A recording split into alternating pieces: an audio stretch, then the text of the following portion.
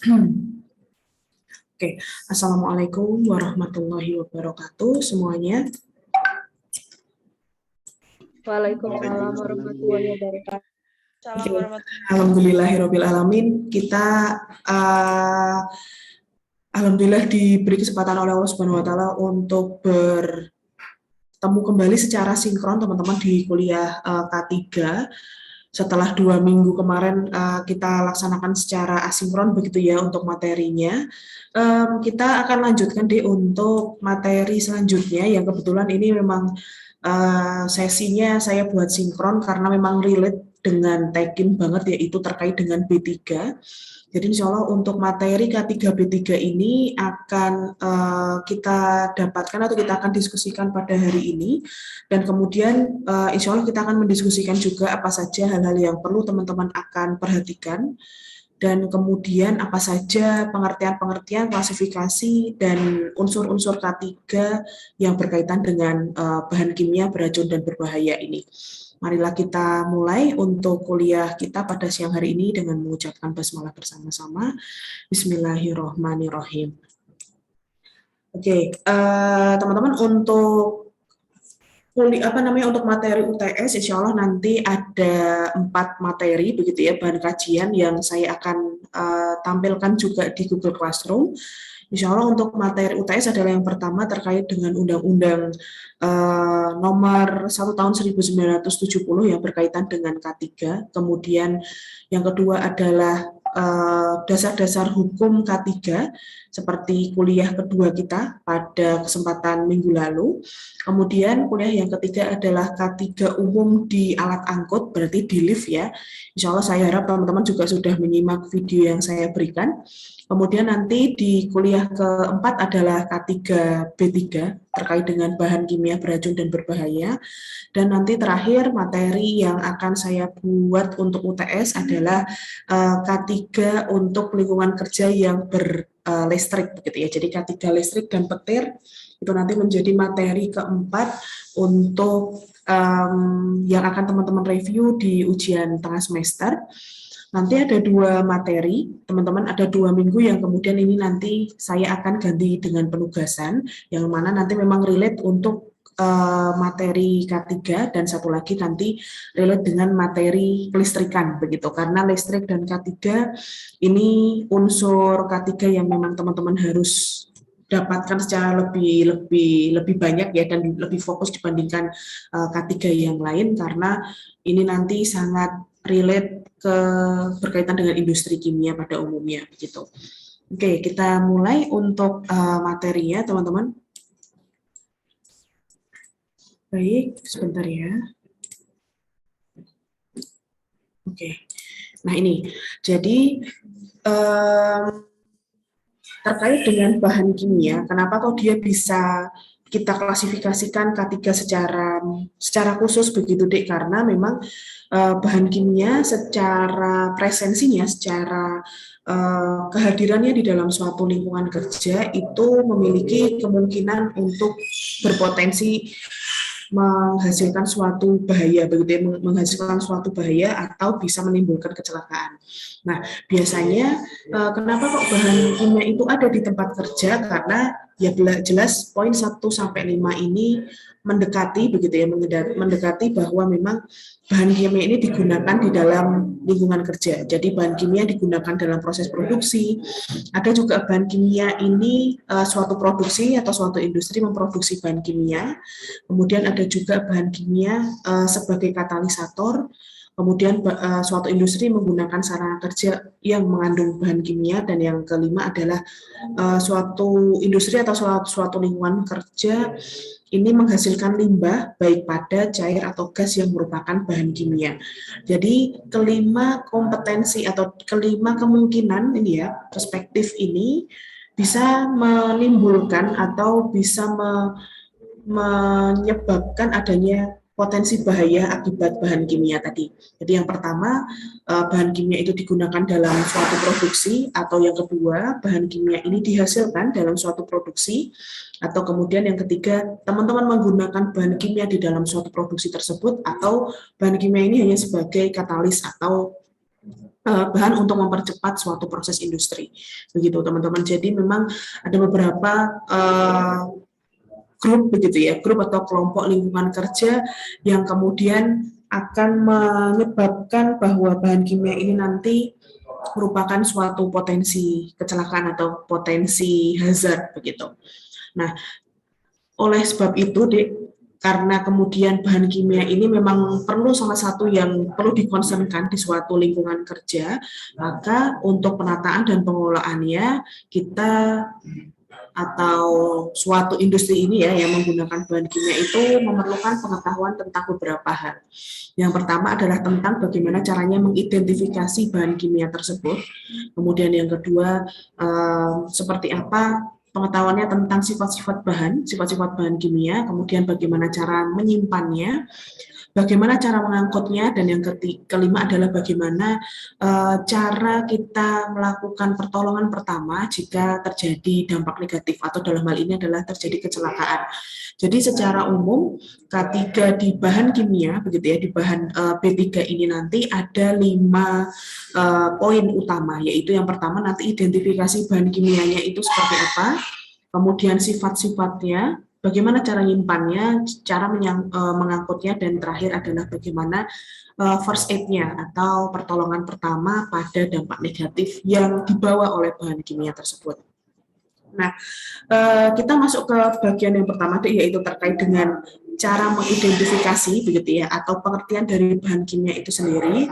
Nah, pengertian dari bahan kimia ini akan berdasarkan dari berbagai macam pengertian, karena ada banyak sumber perusahaan begitu ya, ada sumber hukum, berbagai sumber hukum yang nanti melabeli atau melakukan pengertian terkait dengan bahan kimia berbahaya ini atau B3 ini. Yang pertama adalah pengertian klasifikasi dan pengertian dari bahan kimia berdasarkan Konvensi International Labour Office atau ILO pada tahun 1970. Nah, kalau berdasarkan ILO, yang merupakan bahan kimia berbahaya itu ada ke-8 kelompok ini, teman-teman.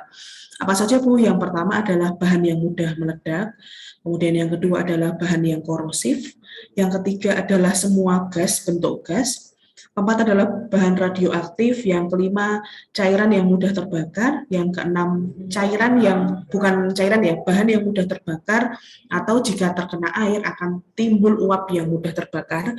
Jadi bedanya nomor 5 sama 6, yang 5 jelas dia cairan fasenya, yang kemudian dia mudah terbakar. Kalau yang keenam ini bahannya bisa padat, bisa gas begitu ya, bisa padat, bisa gas, yang kemudian jika terkena air itu nanti akan muncul efek mudah terbakar tersebut. Kemudian bahan yang ketujuh ini adalah bahan yang mudah mengoksidasi atau oksidator. Kemudian yang kedelapan adalah bahan-bahan yang beracun. Oke, itu pengertian bahan kimia berbahaya berdasarkan ILO. Kemudian yang kedua, klasifikasi bahan kimia berbahaya sekarang berdasarkan IPCS. IPCS itu singkatan dari International Program on Chemical Safety. Nah, dari berdasarkan IPCS yang termasuk bahan kimia, begitu ya, bahan kimia di sini teman-teman ini adalah bahan-bahan yang mempunyai sifat dapat menimbulkan risiko secara akut, berulang, atau selama pemaparan. Jadi pada saat pemaparan dia ada risikonya, pada saat mungkin risikonya juga secara akut atau mungkin secara berulang begitu. Nah, karena apa? Risiko-risiko itu timbul karena keenam faktor ini. Yang pertama, bahan tersebut sangat toksik, sangat beracun. Kemudian yang kedua, bahan itu korosif. Yang ketiga, karsinogenik atau menghasilkan atau menyebabkan kanker begitu ya. Kemudian yang keempat, menyebabkan cacat pada janin. Yang kelima ini toksik saja. Jadi toksik dan sangat toksik ini nanti berdasarkan IPCS punya level yang berbeda. Kemudian yang keenam, bahan kimia yang mempunyai potensi bahaya terhadap organ reproduksi begitu. Itu untuk kelompok yang kedua, lumayan cukup banyak klasifikasi bahannya nanti berdasarkan berbagai perspektif gitu ya. Lalu kemudian perspektif yang ketiga itu adalah berdasarkan forum begitu ya, forum yang disebut dengan An Act to Control Toxic Substance and Hazardous, ini dari Filipina. Jadi forum AACT SH ini mengklasifikasikan bahan kimia berbahaya ini adalah suatu bahan yang bisa menimbulkan bahaya akut karena penelanan, inhalasi, karena absorpsi kulit, kemudian korosif pada mata atau kulit, menimbulkan risiko kebakaran atau ledakan, atau pencemaran lingkungan. Jadi bedanya klasifikasi bahan kimia berbahaya berdasarkan AACTSH dan kemudian berdasarkan IPCS, ini adalah kalau IPCS lebih kepada bahannya sendiri begitu ya, bahannya sendiri dia memang beracun dan kemudian dia korosif atau karsinogenik saja. Tetapi kalau berdasarkan AACTSH, ini bahan kimianya lebih kepada efeknya jika nempel ke kita, begitu, nempel ke manusianya. Jadi dia disebut bahaya kalau semisal ada risiko, kalau semisal tertelan dia ada risiko tertentu. Kalau semisal kita tidak sengaja menghirup bahan tersebut ada risiko tertentu. Kemudian kalau terkena kulit ada risiko tertentu, itu disebut dengan bahan kimia berbahaya. Tetapi kalau ada suatu bahan yang kemudian pada saat kita nempel di kulit dia tidak ada efek apa-apa, kemudian pada saat kita telan juga kita tidak ada efek apapun, maka tidak disebut dengan bahan kimia beracun berbahaya. Jadi pandangannya beda. Kalau IPCS itu lebih ke substansi bahannya. Kalau proses AACTSH ini lebih kepada efeknya kalau semisal dia terpapar ke kita, ke manusia begitu. Nah, itu kemudian pengertian kembali di UU nomor 1 tahun 1970 itu kan kalau kemarin teman-teman penugasan terkait dengan apa saja aturan-aturan yang mendukung UU nomor 1 tahun 1970 di bahan B3 ini adalah di Kementerian Keputusan Menteri Tenaga Kerja nomor 147 tahun 1999 ini nanti UU ini akan berfungsi, akan mengatur tentang bagaimana mengendalikan bahan B3 di tempat kerja ya. Nanti insya Allah kita akan bahas lebih lanjut teman-teman. Kemudian selain itu terkait dengan pengertian ada juga di peraturan Kementerian Perhubungan begitu ya nomor 69 tahun 1993 bahwa bahan-bahan kimia ini yang termasuk bahan kimia beracun berbahaya adalah ke-8 ini, yaitu yang mudah meledak, oksidator, korosif, mudah menyala, radioaktif, kemudian beracun, begitu ya, beracun, kemudian gas bertekanan, gas cair, gas terlarut, dan padatan yang mudah menyala, begitu.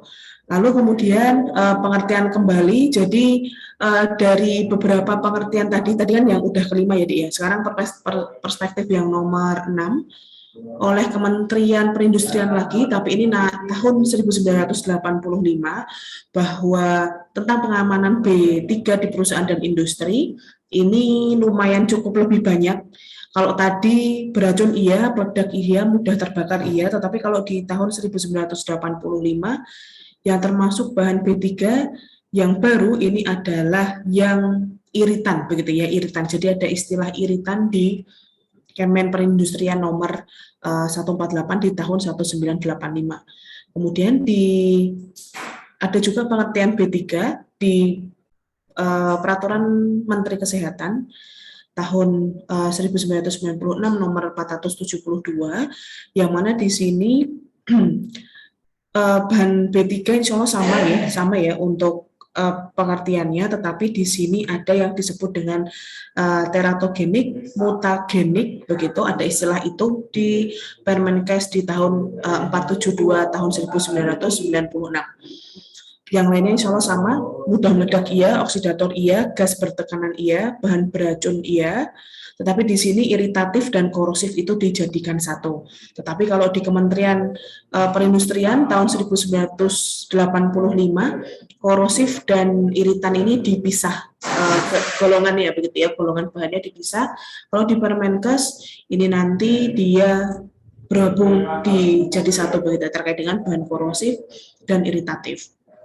Oke, terakhir teman-teman adalah di nomor 8 dan ini nanti yang kemudian kita akan pakai begitu ya, yang akan kita gunakan adalah peraturan pemerintah nomor 74 tahun 2001 tentang pengelolaan B3. Jadi ini adalah dari klasifikasi yang tadi mulai dari ILO, IPCS, kemudian AACT, SH, kemudian dari keputusan-keputusan Menteri Perhubungan dan Perindustrian dan kemudian tenaga kerja, ini kemudian kita lengkapi begitu ya, kita sepakati bahwa golongan B3 ini ada di kelompok nomor 8, teman-teman.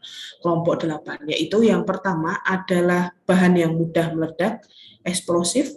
Kemudian yang kedua adalah bahan yang bisa melakukan oksidasi pada reaksinya atau pengoksidasi atau oxidizing. Kemudian bahan yang mudah terbakar, begitu ya.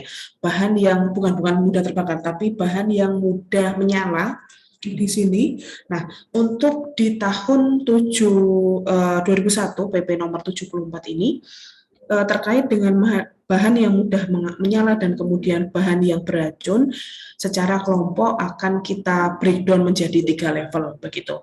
Jadi ada yang bahan yang sangat mudah sekali menyala, nanti istilahnya adalah extremely flammable. Kemudian ada yang sangat mudah menyala, highly flammable, dan yang terakhir adalah yang mudah menyala atau flammable. Itu terkait dengan klasifikasi flammability-nya ya. Kemudian untuk klasifikasi toksisitasnya atau yang mudah beracun, ini juga kita akan levelkan menjadi 3 grade, begitu teman-teman, yaitu extremely toxic, highly toxic, dan moderately toxic. Nanti levelnya seperti apa saya akan di next selanjutnya. Oke, jadi yang pertama eksplosif, oxidizing, flammability, begitu ya, flammable, kemudian toxic substance, yang terakhir, yang selanjutnya adalah harmful atau berbahaya, kemudian bahan yang korosif, bahan yang bisa bersifat iritasi atau iritan, kemudian berbahaya bagi lingkungan, dangerous to environment, kemudian karsinogenik, teratogenik, dan mutagenik. Jadi ini adalah kelompok B3, bahan B3 yang kita jadikan pedoman sampai sekarang begitu dia terkait dengan kelompok bahannya begitu ya. Jadi kan kalau yang sebelum-sebelumnya memang saling mendukung satu sama lain begitu untuk pengertian bahan kimianya, dan kemudian akhirnya kita sepakati atau kita gunakan berdasarkan PP nomor 74 tahun 2001. Baik. Nah, selanjutnya terkait dengan ukuran toksisitasnya ya dari semua bahan. Teman-teman, jadi ini nanti akan ada ukuran-ukuran begitu ya, ada ukuran terkait dengan tingkat keracunan ya, tingkat racun B3. Ini nanti ada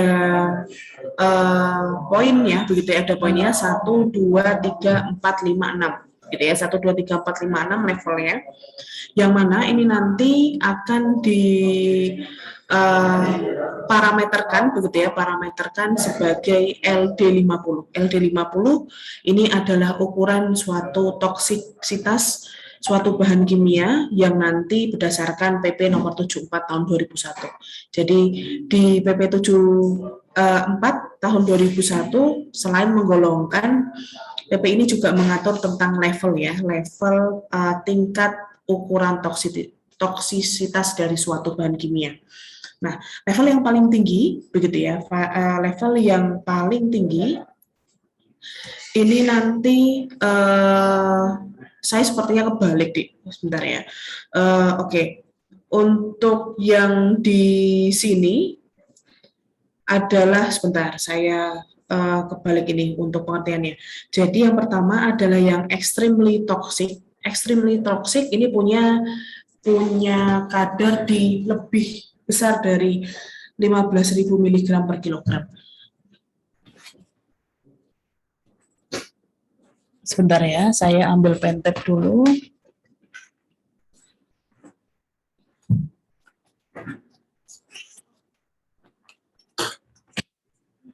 Enggak jatuh.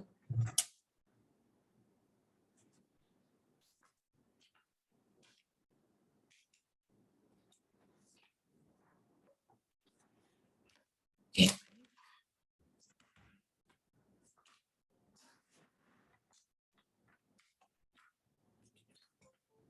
Oke, jadi ini sepertinya saya salah levelnya ya. Saya akan orek-orek aja, nanti insya Allah PPT-nya akan saya ganti. Jadi level yang pertama atau bahan kimia yang amat sangat beracun atau extremely toxic, dia punya kadar LD50 lebih besar dari 15.000 begitu ya. Ini yang 15.000. Yang ini adalah yang lebih tinggi dari 15.000 miligram per kilogram, jadi lebih besar dari 15 gram per kilogram untuk kandungan toksisitas dari bahannya. Kemudian yang level kedua adalah yang highly toxic. Highly toxic ini ada di 5.001 sampai 15.000 miligram per kilogram. Kemudian level yang ketiga adalah beracun atau moderately toxic. Ini ada di sini ya teman-teman, di 501 sampai 5.000 miligram per kilogram. Level yang keempat, ini agak beracun, slightly toxic. Ini level LD50-nya di 51 sampai 500 mg per kilogram. Kemudian yang kelima adalah practically non-toxic atau praktis tidak beracun. Ini adalah di sini level 1 sampai 50 mg per kilogram untuk kandungan bahannya.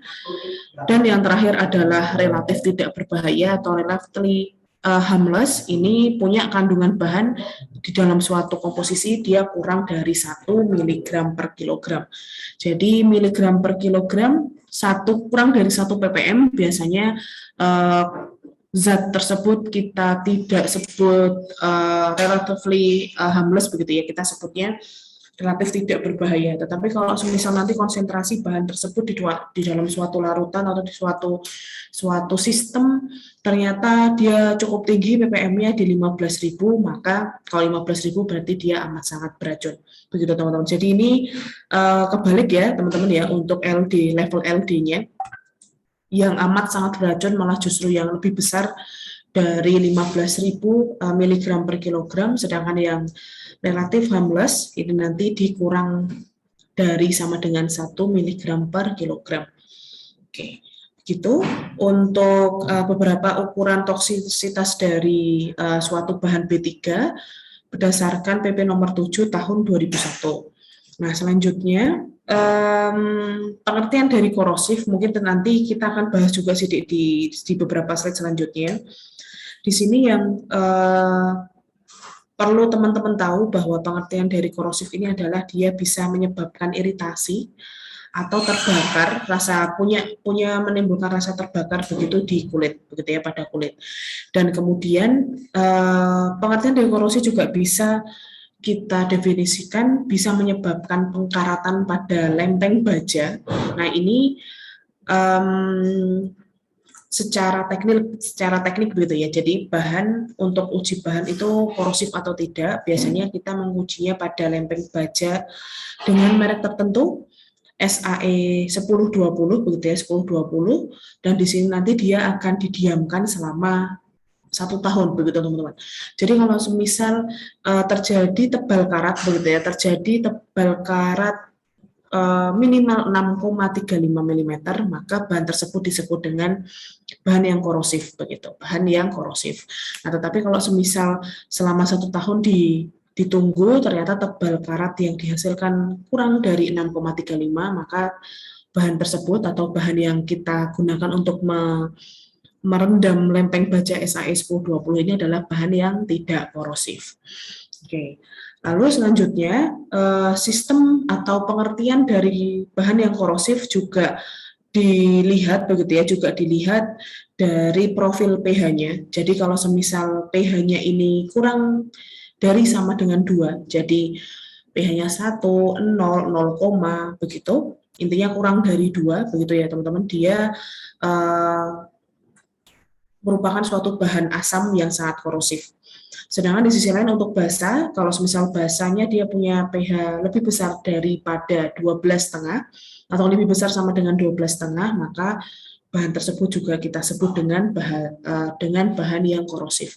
Jadi untuk pengertian bahan korosif itu langsung kita lihat dari 3 hal. Yang pertama, jika semisal dia kena kulit, kita ada sensasi rasa terbakar, itu disebut dengan korosif. Kemudian yang kedua, jika kita uji pada lempeng baja 1020, SAE 1020, dan kemudian ternyata mendapatkan tebal begitu ya, tebal karatnya di minimal 6,35 mm, maka disebut dengan bahan yang korosif. Satu lagi tentang profil pH. Jadi kalau pH-nya kurang dari sama dengan 2 atau lebih besar sama dengan 12,5, maka bahan tersebut adalah bahan yang korosif begitu. Jadi ini adalah beberapa pengertian teman-teman terkait dengan kelompok atau klasifikasi B3 berdasarkan perspektif tertentu. Jadi mulai dari beberapa keputusan kementerian yang ada di Indonesia di setiap tahun, ada yang 93, ada yang 85, ada yang 96, dan ada yang 2001. Kemudian ada juga beberapa hasil konferensi, begitu ya, hasil konferensi yang dari IPCS, kemudian dari AACTSH, kemudian ada yang dari ILO juga. Jadi ada berbagai macam kelompok bahan B3 berdasarkan hasil konferensi atau berdasarkan keputusan kementerian begitu. Oke, itu terkait sedikit banyak teman-teman tentang kelompok dari bahan kimia B3. Jadi secara umum gitu kita akan gunakan yang poin ke-8 karena dia yang paling ini ya, paling luas dan paling umum untuk nanti menjelaskan semua kelompok bahannya, yaitu explosive, oxidizing, flammable begitu ya, flammable, kemudian toxic, kemudian harmful, korosif, iritan, kemudian ada juga dangerous to environment, carcinogenic, teralgenik, dan mutagenik. Mutagenik nanti lebih kepada radiasi begitu. Oke, lanjut kita masuk ke pembahasan mulai yang tadi. Jadi sekarang kita akan masuk bagaimana caranya mengidentifikasi bahan kimia berbahaya dan beracun di tempat kerja. Jadi untuk mengidentifikasi B3 di tempat kerja, maka teman-teman bisa melakukan beberapa step ini begitu ya, 3 step ini. Yang pertama adalah lihat label, jelas gitu ya, lihat label bahan kimia yang teman-teman beli begitu ya, yang teman-teman beli besok. Jadi kalian bisa lihat nama dagangnya, jadi nama dagang atau nama formulasinya. Semisal ini apa ya contohnya, nama dagang itu kalau di Indonesia contoh nama dagang adalah asam semut begitu ya, asam semut. Istilahnya kan kalau nama dagangnya kan asam semut, padahal kalau dari sisi nama ISO-nya atau International Standard Organization atau berdasarkan nama IUPAC-nya atau nama resminya, asam semut itu kan asam format begitu ya, Dik. Jadi kita akan cek, atau gas karbit begitu, gas karbit, nama dagangnya gas karbit. Padahal kalau nama IUPAC-nya adalah etuna ya, C2H2 begitu. Jadi kita bisa cek dulu label pada kemasan begitu ya, label pada kemasan namanya apa gitu ya, namanya apa dari bahan kimia tersebut. Setelah nanti teman-teman tahu namanya, hal yang teman-teman lakukan selanjutnya adalah ngecek kadar begitu ya, ngecek kadar. Jadi semisal ini asam semut deh, asam semut ya, asam semut. Kemudian nama resminya adalah HCOOH atau asam format begitu ya, asam format. Kemudian kita cek kadar bahan aktifnya, bahan aktif. Jadi di sini nanti biasanya sekian persen, 99,9%, semisal seperti itu. Oke, kita sudah tahu kadar bahan aktifnya seperti apa. Kemudian teman-teman bisa cek nomor izinnya. Ada tidak nomor izin untuk mendagangkan bahan kimia tersebut? Jika ada, berarti kan kemampuan atau potensi dia aman itu lebih tinggi begitu ya, karena sudah dicek, sudah ada nomor izin untuk edar. Kemudian teman-teman bisa lihat juga dari gambar simbol klasifikasi bahan. Jadi apakah dia bahan yang korosif atau flammable, nanti kan ada simbolnya sendiri-sendiri begitu ya, ada simbolnya. Kemudian perlu juga kalian ngecek kadaluarsonya begitu, Dik. Jadi waktu kadaluarsonya juga harus diperhatikan. Kemudian cara penggunaan dan cara pembuangan ini bisa ditampilkan pada label. Nah, selain itu, selain di label begitu ya. Jadi kalau label itu yang nempel di wadah begitu ya, Dik ya. Jadi kalau semisal teman-teman punya bahan, kalau teman-teman dulu nge-lab pernah lihat merek bahan kimia yang ada di wadah, yang mereknya merek itu, kan sudah ada lumayan cukup banyak, data yang bisa atau informasi yang teman-teman bisa dapatkan dari hanya melihat label saja. Teman-teman bisa lihat apa simbol rumus umumnya, rumus molekuler, kemudian teman-teman juga bisa lihat kadar kemurniannya apa, kemudian teman-teman juga bisa lihat seperti apa sifat bahan yang ada di dalam itu, kemudian nomor izinnya juga ada, tetapi sepertinya kalau di labelnya merek tidak ada petunjuk cara penggunaan dan cara pembuangan. Jadi ada beberapa label kemasan bahan kimia yang memang disertai dengan cara penggunaan ataupun cara pembuangannya. Nah, kalau semisal nomor satu ini kebetulan teman-teman masih belum, kemudian semisal teman-teman beli bahan kimia secara curah begitu ya, maaf secara ecer, teman-teman tidak mendapatkan wadah dengan label yang proper begitu ya, label yang sempurna, maka teman-teman bisa cari MSDS-nya. Nah, insya Allah teman-teman sudah pada tahu MSDS itu adalah Material Safety Data Sheet yang kemudian di dalamnya berisi informasi yang sangat detail terkait dengan bahan kimia yang teman-teman pakai begitu ya.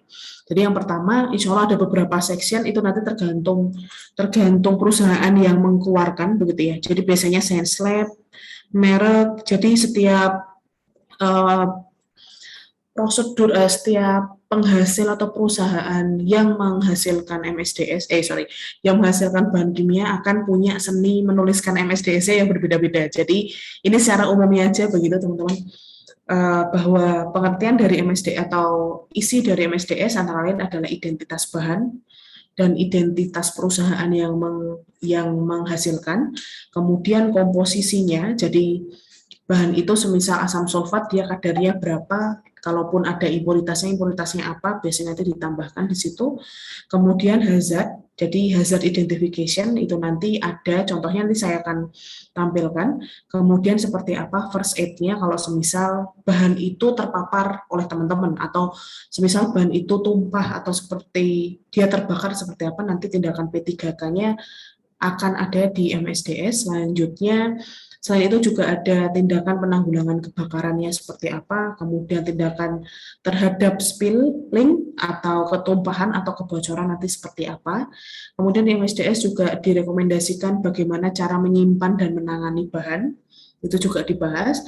Kemudian seperti apa handlingnya, begitu ya, seperti apa pada saat teman-teman menggunakan bahan ini, handlingnya seperti apa, itu juga ditambahkan di dalam MSDS. Selain itu juga ada sedikit banyak poin penting berkaitan dengan sifat fisikanya ya, sifat fisika dan kimia dari bahan tersebut. Lalu kemudian ada sedikit reaktivitas dan stabilitas jika semisal bahan tersebut memang cukup reaktif, gitu ya, cukup reaktif. Selain itu juga ada informasi toksikologi, informasi ekologi, bagaimana cara membuang limbahnya, bagaimana cara mengangkutnya, dan apa saja peraturan undang-undang yang berlaku pada bahan tersebut. Itu insya Allah secara lengkap ada di MSDS, begitu deh. Nah, dari sini kita bisa menyimpulkan begitu ya, dari dua metode untuk teman-teman ketahui seperti apa toh identifikasi bahan ini, dia kira-kira bahaya atau tidak, atau seperti apa tingkat kebahayaan yang nanti mungkin akan berdampak kepada kita. Paling rekomendasikan adalah teman-teman bisa membaca MSDS-nya, begitu ya, MSDS-nya. Dari 22 orang yang hadir, apakah ada yang belum pernah melihat wujud dari MSDS? Mungkin bisa raise hand. Belum pernah, Bu. Belum, Bu. Oh ya, belum ya. Ya, oke. Saya akan tampilkan dulu. Ya, karena teman-teman kebetulan nge-lab-nya juga ini ya. Sebentar, saya cekkan dulu.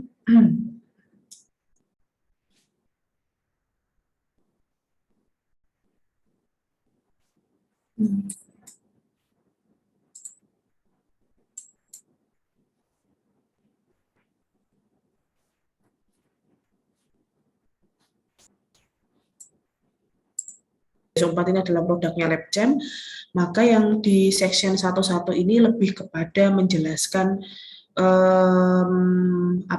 diidentifikasi dari asam sulfat tersebut. Jadi di sini ada formulanya asam sulfat itu seperti apa? Oh, H2SO4. Kemudian seperti apa sinonimnya? Oh, ada battery acid, brown acid, kemudian dihidrogen sulfat, dipping acid dan lain sebagainya. Jadi identifikasi lebih kepada H2SO4-nya ya.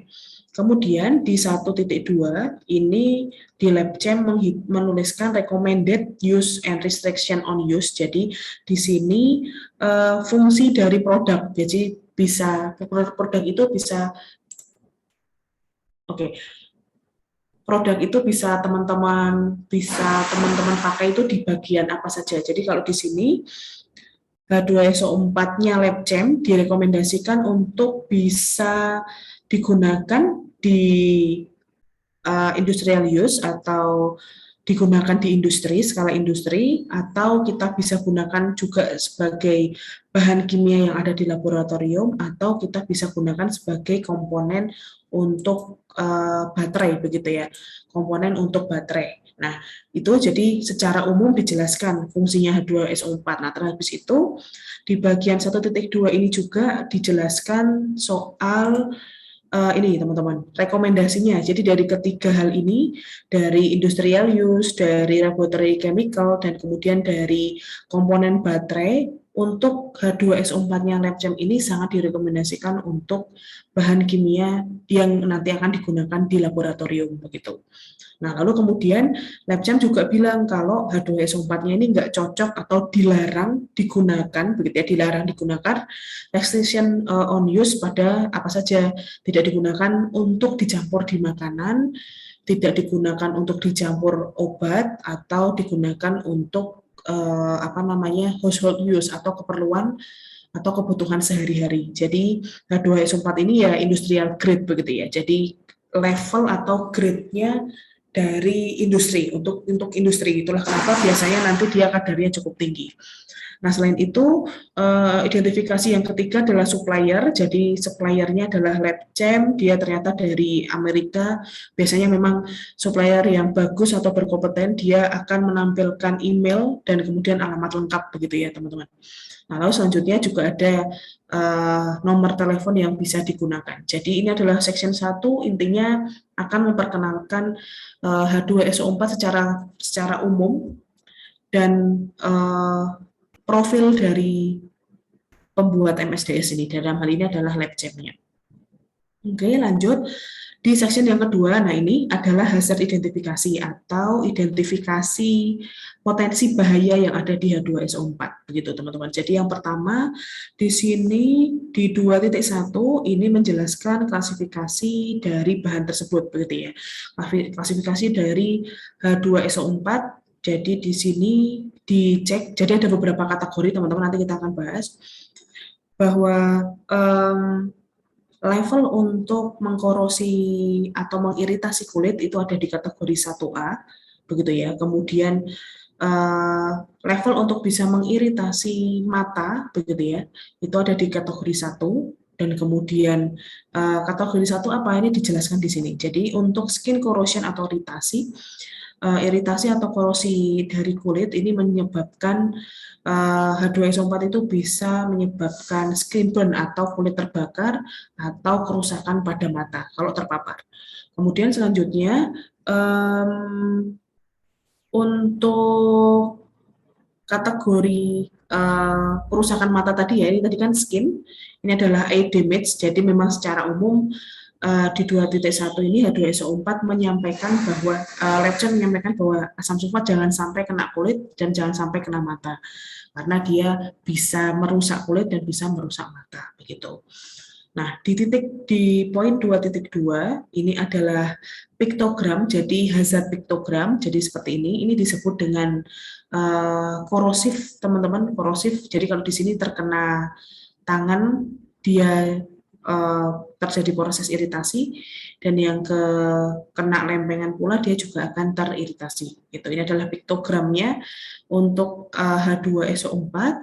Kemudian di sini sinyalnya adalah dia berbahaya, begitu ya. Bahan ini adalah bahan yang berbahaya, yang kemudian dia punya beberapa beberapa eh, poin-poin begitu jika semisal kita terpapar, begitu ya. Yang pertama, hazard statement-nya atau kalimat potensi bahayanya adalah H2SO4 ini bisa menyebabkan kulit terbakar dan kemudian bisa merusak mata begitu. Nah, lalu kemudian ada beberapa yang disebut dengan precautionary statement atau beberapa petunjuk begitu ya, petunjuk untuk melakukan pengawasan awal. Jadi alarm atau untuk pengingat awal begitu ya, pengingat awal terkait dengan bahaya yang ada di H2SO4. Yang pertama, jadi kalau semisal teman-teman mendapati ada kabut, ada uap, ada hembusan atau semburannya H2SO4, jangan dihirup begitu. Kemudian jika terus ada juga poin itu ada di P260 kodenya. Lalu kemudian kode P264 itu intinya pada saat jika kita terpapar H2SO4 maka harus segera dicuci, dibilas dengan air kulit yang terekspos begitu ya, terekspos atau yang terkena dari asam sulfat tersebut. Kemudian kode P280 ini adalah kita diminta untuk menggunakan sarung tangan proteksi, kemudian baju proteksi, kemudian proteksi mata dan proteksi wajah jika semisal kita ingin handling H2SO4 ini. Kemudian ada juga P301, jadi PP di sini ini menunjukkan preliminary tadi ya, preliminary caution. Jadi pengingat awal gitu ya, pengingat mula-mula terkait dengan potensi bahaya yang dihasilkan dari suatu zat. Biasanya kodenya ada, kode ini tergantung dari GHS US ini tadi teman-teman. Gitu. Oke, lalu di situ juga disampaikan di MSDS jika semisal dia tertelan, kita harus membilas mulut kita, begitu ya. Kemudian tidak boleh begitu ya, tidak boleh dimuntahkan, begitu ya. Do not induce vomiting, jadi tidak boleh dimuntahkan. Jadi mending ditambahkan air di dalam badan. Kemudian if on skin atau hair, jadi kalau semisal H2SO4-nya itu masih nempel di kulit kita, maka kita harus cuci atau kita harus lepaskan secara cepat begitu agar apa saja yang dilepas Bu itu ada baju, kemudian nanti kita akan cuci dengan air gitu. Atau kalau tidak, semisal kita jelas terpapar badan kita bisa lakukan mandi dengan shower gitu. Insya Allah itu sedikit banyak di level section 2 begitu ya, terkait dengan hazard identifikasi. Lalu selanjutnya di sini ada di section 3 yaitu komposisi. Jadi di komposisi ini menampilkan berapa toh kadarnya H2SO4. Di sini kadarnya memang cukup tinggi ya. Pantesan dia sangat iritan, 96% untuk kadarnya H2SO4 produksi dari lab champ. Lalu kemudian di section keempat ini first aid measure, jadi ini adalah beberapa tindakan pertolongan pertama begitu pada suatu bahan jika semisal terkena pada objek tertentu begitu teman-teman. Jadi yang pertama kalau semisal terhirup harus seperti ini. Jadi remove the victim into the fresh air. Jadi harus bawa korbannya ke udara yang cukup segar begitu dan lain sebagainya. Kemudian seperti apa pertolongan pertamanya kalau semisal teman-teman terkena kontak kulit begitu harus dicuci seperti pada dengan air yang sangat banyak begitu selama 15 menit. Jadi durasinya juga diatur begitu ya untuk di section 4 terkait dengan first aid measure. Kemudian kalau semisal kena kontak seperti apa harus dicuci sedemikian rupa secara cepat dengan air yang cukup banyak selama 15 menit. Kemudian kalau semisal tertelan seperti apa? Kalau semisal tertelan mulutnya harus dicuci dengan air, tidak boleh yaitu tadi tidak boleh dimuntahkan, kemudian tidak boleh pakai activated charcoal di sini, kemudian harus segera konsultasi ke dokter begitu. Insya Allah itu teman-teman, dan di section keempat biasanya di bagian first aid measure atau ukuran pertolongan pertama ditampilkan juga gejala-gejalanya, begitu ya. Ditampilkan juga gejala-gejalanya jika semisal dia kayaknya kok kepapar nih kita nih gitu. Jadi semisal yang pertama, kalau semisal kita sudah menghirup gitu ya, sudah menghirup, ternyata gejalanya harusnya kering tenggorokannya kering, kadang-kadang nanti terus kita langsung batuk-batuk gitu, maka itu disebut dengan dia terpapar H2SO4 yang kita beli dari lab champ. Sehingga seperti apa Bu harusnya?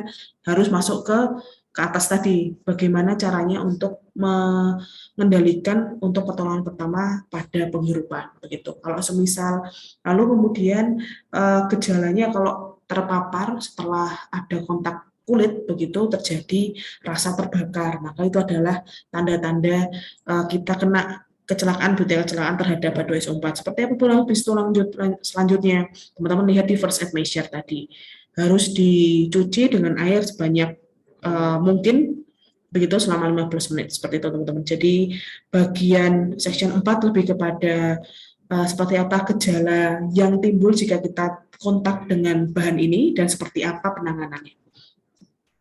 Gitu. Lalu yang kelima berkaitan dengan fire, begitu ya, berdasarkan tingkat flammabilitasnya atau mudah terbakarnya. Ini nanti ditambahkan di sini. Kemudian di section ke-6 adalah ini accidental release measure. Jadi ini adalah pengaturan pertama begitu jika semisal terjadi proses insiden setelahnya. Jadi setelah proses kecelakaan seperti apa untuk proses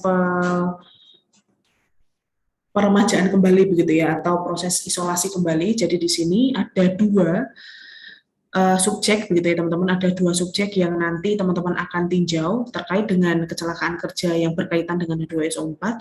Yang pertama adalah untuk personelnya. Jadi untuk karyawan yang tidak terkena kecelakaan, maka seperti apa zatnya, seperti apa bahan-bahannya mungkin yang harus kita pakai, antara lain ini glove, face shield, kemudian ada baju yang corrosion proof dan lain sebagainya. Gitu. Lalu kemudian seperti apa prosedur untuk kedaruratannya. Jadi kita kita diminta untuk menandai daerah spill atau daerah kecelakaan tersebut, kemudian kita tidak boleh menyalakan api, kemudian harus tertutup dan lain sebagainya, nanti teman-teman bisa baca sendiri. Lalu satu lagi untuk untuk responder emergency, jadi ini untuk staf yang memang difungsikan untuk bekerja di kondisi kedaruratan. Jadi ini adalah PIC kecelakaannya begitu. Di PIC kecelakaannya seperti apa yang harus dibawa. Mereka harus menggunakan protection yang cukup begitu ya, untuk pada saat dia membersihkan daerah emergensinya. Kemudian prosedur emergensinya adalah kita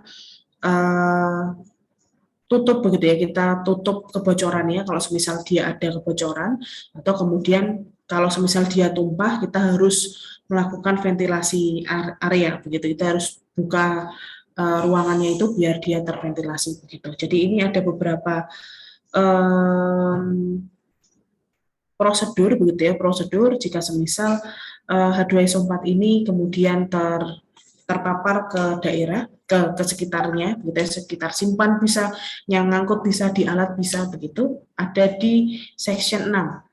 Selanjutnya di section 7 adalah berkaitan dengan handling sama storage-nya. Nah ini juga penting teman-teman, jadi ini ada beberapa prosedur yang harus dipenuhi oleh industri yang menggunakan H2SO4, antara lain seperti apa untuk nge-handling si H2SO4-nya dan seperti apa proses simpannya.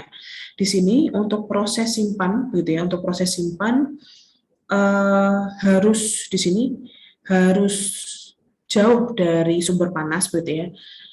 Sumber panas, kemudian harus jauh dari bahan yang mudah terbakar, kemudian agen pereduksi, harus jauh dengan juga basa kuat begitu, kemudian material-material yang mudah terbakar, logam, kemudian material-material selulosik, kemudian material-material organik, alkohol, amina, dan air begitu. Nanti di sini teman-teman bisa cek. Intinya di section 7 menjelaskan tentang seperti apa proses storage dan handlingnya.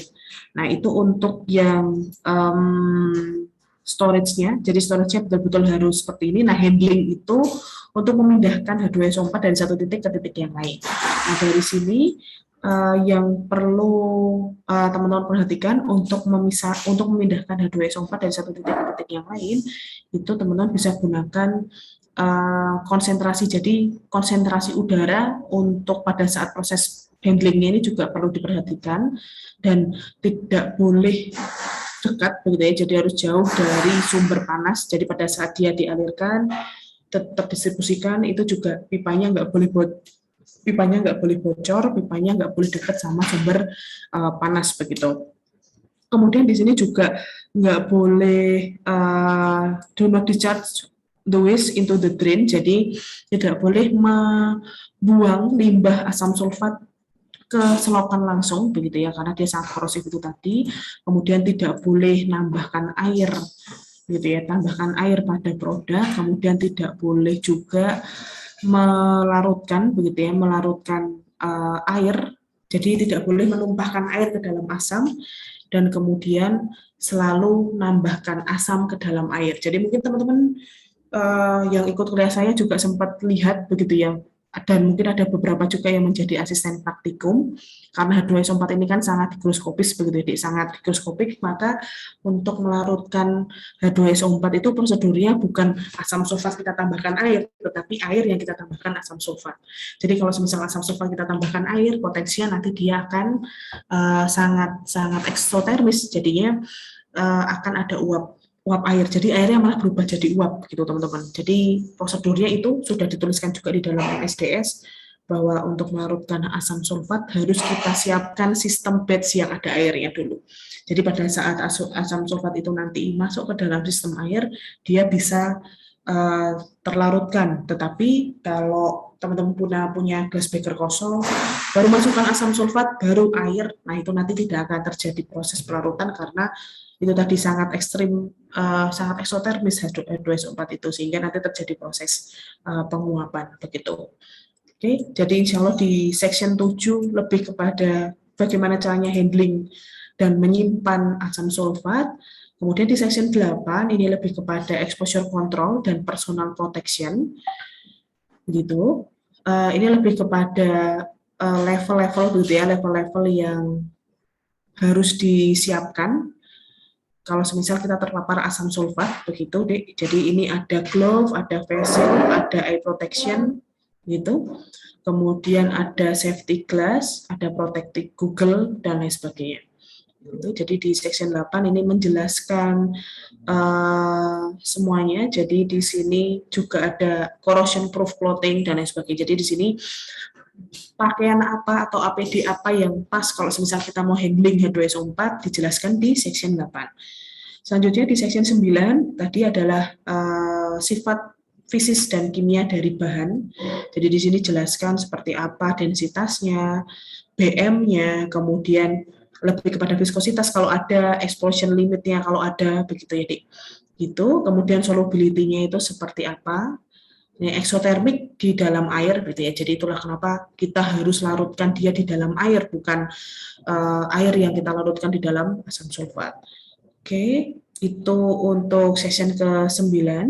Lalu session ke-10 terkait dengan reactivity dan stability.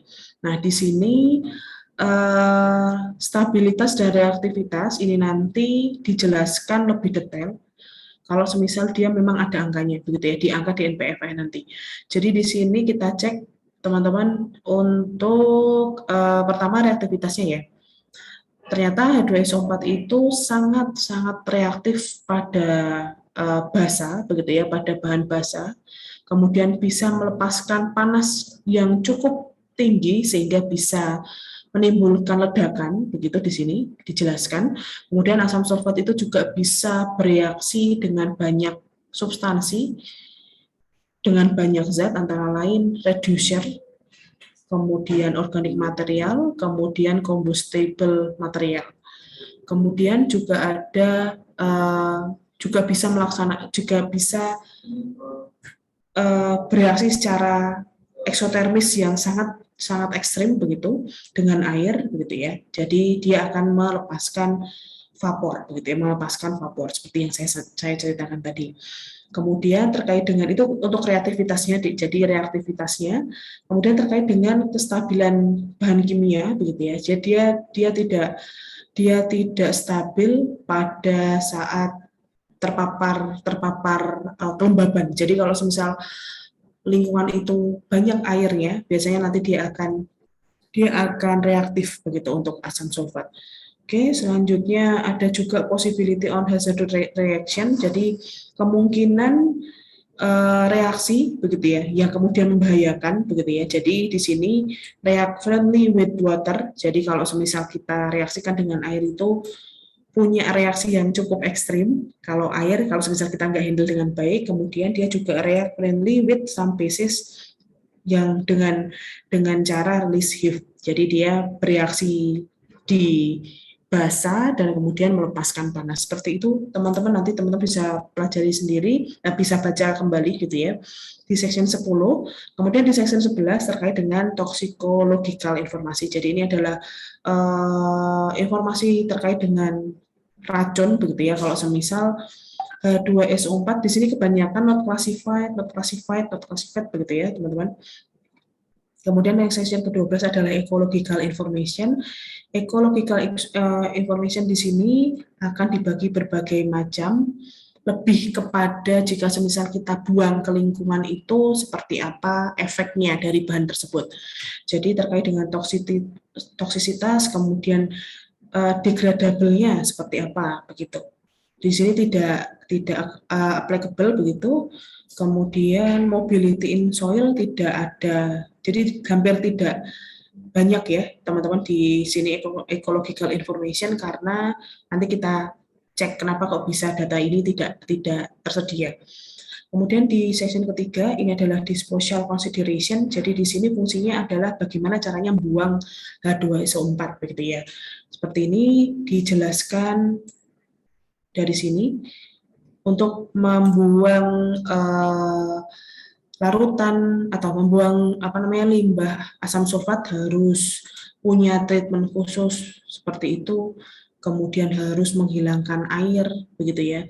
Harus menghilangkan air dari daerah buangannya. Kemudian hazardous waste shall not be mixed together with other waste. Jadi memang limbahnya harus dibuang secara terpisah karena dia B3, nggak boleh digabungkan dengan limbah yang lain begitu. Jadi di season ke-13 dijelaskan ini adalah beberapa zat yang harus treatment atau langkah-langkah yang harus teman-teman lakukan jika semisal H2SO4 ini sudah tidak teman-teman gunakan lagi di industri.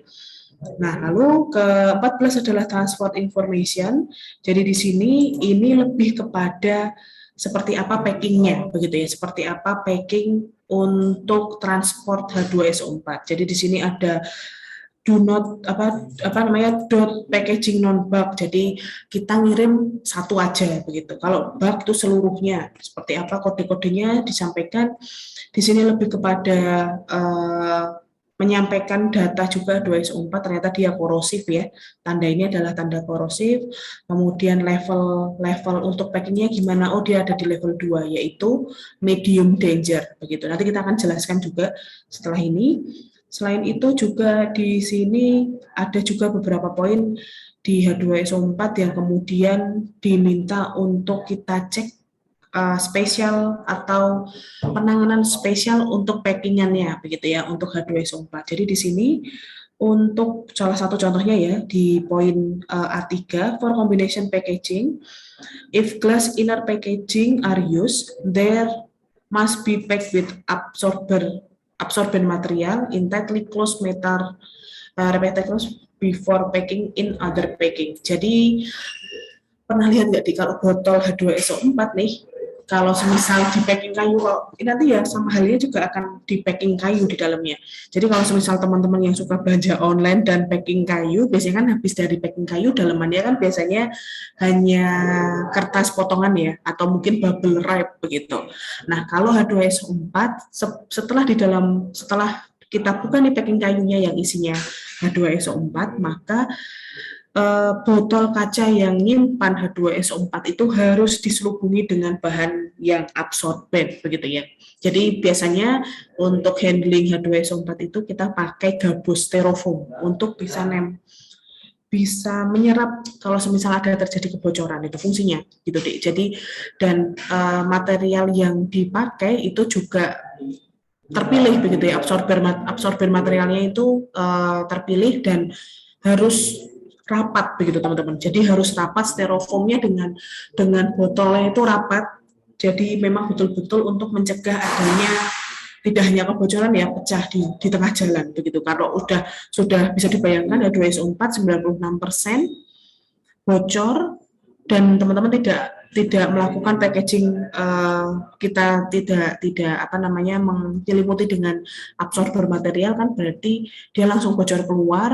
Kalau semisal dia ada air langsung eksotermis, semisal di sana banyak udara yang sangat lembab, itu nanti juga akan terjadi proses vaporisasi dari asam sulfat. Dan itu kalau semisal terhirup, kena mata, itu nanti juga kena kulit, itu nanti kan juga akan berbahaya begitu. Jadi itu beberapa hal yang diatur di section yang di 14. Jadi apa saja hal-hal yang perlu diperhatikan untuk bisa membungkus si asam sulfat ini untuk kita packing ke luar kota, ke luar daerah, itu adalah beberapa poin ini. Nah, seperti apa kemudian kalau semisal teman-teman terus di A7 kalau semisal nanti packingannya mau logam, maka logam untuk packingannya harus yang tahan korosi begitu. Jadi ada beberapa poin-poin nanti teman-teman bisa pelajari lebih lanjut. Itu di section ke 14 teman-teman tentang informasi transportnya. Selanjutnya di section ke-15 ini adalah regulatory information. Jadi regulatory information di sini lebih kepada menjelaskan H2SO4 itu kira-kira bisa dikirim kemana, ke daerah manapun. Ini kan ceritanya dari Amerika ya, ceritanya kan dia dari Amerika. Nah, si asam sulfat itu bisa dikirim kemana aja, itu biasanya dituliskan di sini. Jadi di sini lebih kepada ada negara, ada regulasi khususnya enggak begitu. Jadi di section 15 itu lebih menjelaskan di situ. Kita cek di dalam US Federal Regulation, jadi di dalam negara bagian Amerika sendiri ini ada beberapa aturan begitu, bahwa kuantitas yang boleh dikirim sekali kirim itu adalah 1.000 pon. Di sini 1.000 pon, sedangkan lebih ke 1.000 pon itu adalah maksimal volume yang bisa kita packing per batch si H2SO4 gitu. Nah, kalau misal ke luar negeri, jadi kan ada beberapa ya, kalau regulatory information, jadi di sini di dalam negeri Amerika sendiri, di negara bagian Amerika sendiri, lalu seperti apa regulasinya di internasional. Jadi kalau Kanada ternyata tidak ada regulasi yang khusus, di Uni Eropa juga nggak ada begitu, jadi kita bisa lakukan pengiriman itu sejumlah yang kita mau begitu. Jadi itu di section ke-15.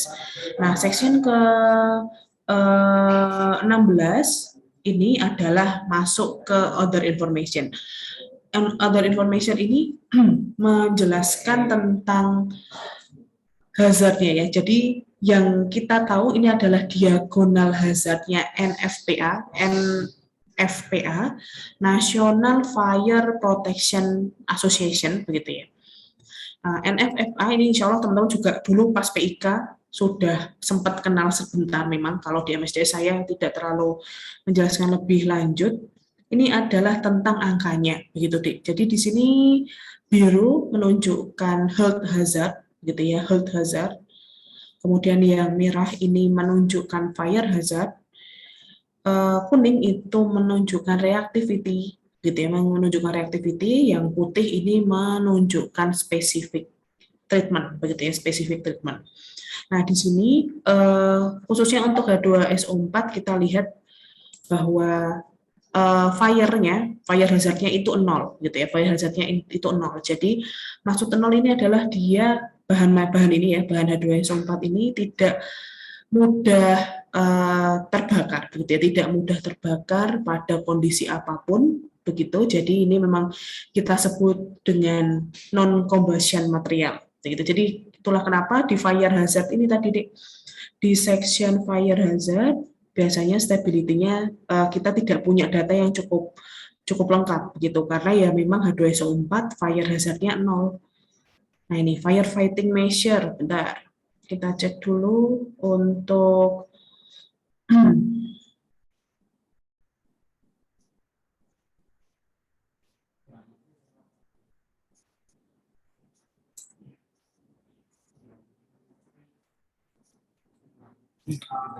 Oke, jadi yang di hazard ini, hazard identification,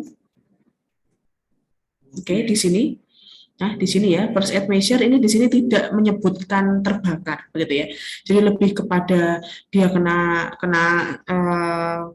apa namanya, kena kulit, kena semisal tertelan, kemudian terhirup, kemudian kena mata kan begitu ya. Jadi dia tidak ada pembahasan terkait dengan fire-nya atau terbakarnya begitu. Nah, karena memang di first aid karena si H2SO4 itu merahnya 0 begitu ya, dia tidak mudah terbakar. Nah, yang banyak adalah yang nomor 3 yang berkaitan dengan health hazard. Jadi health hazard ini levelnya 3, berarti secara profil bahannya dia punya atau punya potensi menimbulkan ini cacat yang permanen begitu ya. Bukan permanen dan serius. Jadi punya luka, bisa menimbulkan luka yang serius dan permanen, itu nomor 3. Lalu yang kedua ini kuning tentang reaktivitasnya teman-teman. Jadi nomor 2 dia cukup reaktif, dan yang putih ini adalah W dicoret, itu intinya tidak boleh ada air di sekitar bahan begitu ya. Jadi W dicoret ini menandakan bahwa dia sangat eksplosif jika terkena air. Nah, itu adalah salah satu contoh untuk MSDS, teman-teman. MSDS-nya H2SO4, karena ini saya kasih contoh H2SO4 karena memang H2SO4 punya treatment yang cukup ketat begitu ya, karena dari sisi health-nya ada angkanya 3, ada gitu. Jadi ada beberapa bahan yang memang dia kalem-kalem aja, contohnya asam sulfat ya, coba saya cek ada nggak asam sulfat di lab chem. MSDS-nya asam asetat dia tidak terlalu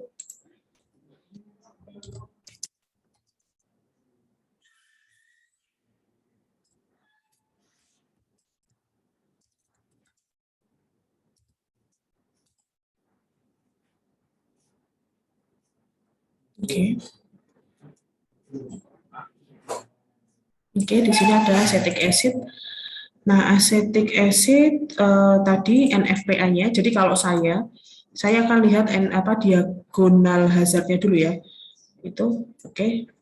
Ini beda. Nanti teman-teman setiap individu saya akan memang mencoba, saya akan minta teman-teman untuk membedah satu saja contoh MSDS yang teman-teman tahu. Nanti teman-teman bisa mendeskripsikan seperti apa hazardnya. Nah, ini adalah acetic acid, teman-teman. Jadi bedanya, kalau saya ya, jadi nanti teman-teman saya mungkin akan himbau begitu, sebelum baca lebih detail, kalian lihat diagonal hazardnya dulu, begitu ya. Teman-teman lihat diagonal hazardnya dulu. Nah, di sini kan beda ya, dari asam sulfat. Asam sulfat dia 320. Nah, di sini dia 302. Jadi malah asam asetat ini mudah terbakar, begitu ya. Tetapi dia tidak reaktif dan putihnya nggak ada apa-apanya kan ini.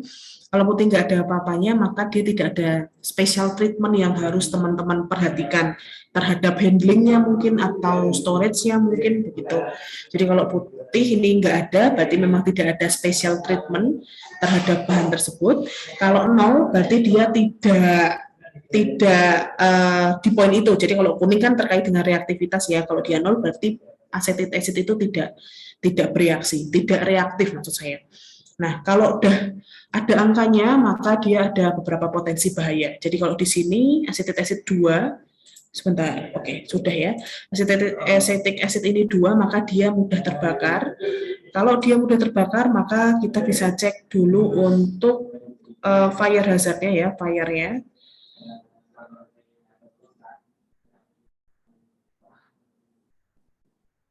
Oke, jadi di sini nanti akan ada yang disebut dengan HLF flammable limit begitu di sini.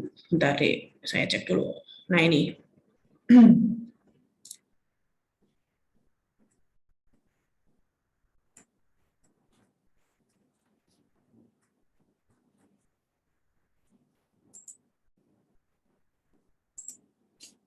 Ini firefighting data. Di situ kita cek untuk HLV-nya di sini nggak ditambahkan ya. Cuma ada di sini saja ya. Hazard identifikasi saja, dia mudah terbakar dan korosif. Di situ nanti saya akan tambahkan satu contoh juga untuk zat yang mudah terbakar, begitu teman-teman. Di sini, sebentar, saya cek dulu. Ya, tidak ada ya. Untuk di LabChem tidak disebutkan secara jelas untuk flammable limitnya. Sebentar, mungkin saya yang nggak baca. Reactivity tidak. Oke, tidak terjelas, tidak disampaikan lebih jauh ya di sini. Oke, jadi seperti itu. Salah satu contohnya ini adalah acetate glasial 100%. Maka teman-teman bisa lihat NFPA-nya. Jadi di sini yang harus teman-teman ketahui adalah jika semisal angkanya itu 3 ke atas, begitu di levelnya maksimal berapa Bu? Levelnya itu nanti 7, begitu ya. Jadi 1 sampai 7 untuk level yang ada di sini, begitu. Jadi untuk mendeskripsikannya, teman-teman bisa lihat dari MSDS, begitu teman-teman. Oke, itu adalah salah satu contoh MSDS. Nanti mungkin setiap orang saya akan minta untuk mendeskripsikan satu substansi gitu ya, satu komponen yang kemudian nanti saya minta untuk menjelaskan seperti apa handlingnya, seperti apa nyimpennya, kemudian potensi hazardnya sampai sejauh mana gitu. Oke, mungkin satu slide lagi nanti kita akan lanjutkan di video yang selanjutnya karena memang B3 B3 ini saya memang punya rencana untuk saya akan jelaskan di 2 video yang terpisah ya. Oke, di situ terkait dengan MSDSD, jadi ada 3 step ya, atau 3 cara untuk teman-teman tahu seperti apa mengidentifikasi bahaya dari suatu B3. Yang pertama tadi, lihat labelnya. Yang kedua, pelajari MSDS-nya. Atau yang ketiga, teman-teman bisa membuat diagram alert proses produksi. Jadi di sini khususnya bagi teman-teman yang punya atau yang kerja di industri, begitu ya, kerja di industri kimia, begitu diagram alert proses produksi ini bisa digunakan untuk mengidentifikasi bahaya, potensi bahaya yang ada karena bahan kimia tadi gitu ya, karena bahan B3 itu tadi. Jadi ini contohnya H2SO4 tadi ya, H2SO4 prosesnya pada saat proses pembuatan powdernya begitu ya, powdernya itu terjadi mungkin kemungkinan ada lead dust. Lead dust itu debu dari timbal, begitu ya, dari debu dari timbal itu juga ada faktor bahayanya. Atau kadang-kadang setelah nanti kita tambahkan, untuk ini proses pembuatan aki ya, Dek ya. Jadi untuk proses pembuatan aki kan kita punya timbal. Aki itu kan tiangnya, cairannya H2SO4, tapi platnya itu kan plat timbal begitu teman-teman, karena kan timbal kan katodik yang cukup tinggi, cukup bagus begitu ya untuk menghantarkan listrik itu. Nah, untuk proses pembuatan timbalnya ini punya beberapa proses, punya beberapa potensi bahaya. Yang pertama, mungkin kita akan terpapar debu dari timbal atau lead dust. Bisa jadi kita juga bisa terpapar asap gitu ya, asap dari timbal atau lead foam begitu, atau kita juga bisa terpapar cipratan atau pancaran atau percikan dari H2SO4 tadi, begitu. Jadi di sini prosesnya dari sini intinya memang ini khusus untuk produsen ya, untuk produsen. Jadi dengan analisis produsen ini kita bisa lihat, oh ternyata dengan adanya langkah-langkah produksi ini itu kita bisa mengidentifikasi sampai sejauh mana, begitu, sampai sejauh mana faktor bahaya yang kita bisa timbulkan, gitu ya, bisa timbulkan di proses produksinya. Jadi ini nanti teman-teman juga bisa ke depannya di TA di TA kalian bisa melakukan analisis kira-kira, oh di reaktor dia suhunya tinggi nih, kemudian punya bahan bakunya cukup tinggi nih gitu. Nah, itu adalah mungkin potensi bahayanya di dalam industri teman-teman begitu. Apalagi kalau misal teman-teman masuk ke reaktor itu bahannya mudah terbakar atau sangat reaktif, maka ada beberapa poin yang harus diperhatikan. Nah, itu penting di bagian ini karena untuk mengetahui seperti apa hazard atau bahaya, potensi bahaya yang dihasilkan oleh teman-teman, oleh pabrik teman-teman nanti gitu. Di TA cukup aplikatif nanti ya untuk prosesnya. Oke, baik, itu dulu teman-teman. Jadi insya Allah nanti berkaitan dengan MSDS, mungkin sebentar saya akan, tadi sudah ke dalam pengertiannya. Selanjutnya nanti teman-teman akan saya saya ajak begitu untuk mengidentifikasi tadi terkait dengan penggolongan bahan B3. Jadi bahan B3 itu ada yang eksplosif tadi sudah ya, mengoksidasi, mudah terbakar, beracun, bahan korosi dan radioaktif di sini. Nah, sebelum saya masuk ke label-labelnya, begitu ya, label-labelnya dan kemudian bagaimana cara menyimpannya.